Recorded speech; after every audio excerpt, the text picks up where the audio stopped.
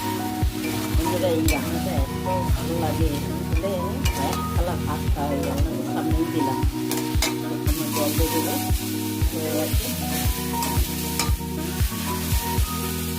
এই মশলা ঢোকার জন্য ডিমগুলোকে একটু চিড়ে চিড়ে দিলাম, অনেকটা চিড়ে। এবারে ঝোলটা দেখুন কাইটা ফুটে গেছে, দিয়ে দিলাম।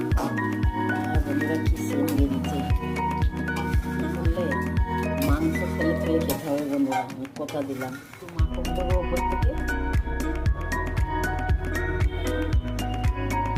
এই দেখুন বেরেস্তাটা দিয়ে দিলাম। ভিডিওটা ভালো লাগলে লাইক করবেন, সাবস্ক্রাইবার করবেন আর শেয়ার করবেন বেশি বেশি করে, আর কমেন্ট করে জানাবেন। আর গরমে সবাই ভালো থাকবেন, বেশি রোদ্দুরে বেরাবেন না বন্ধুরা।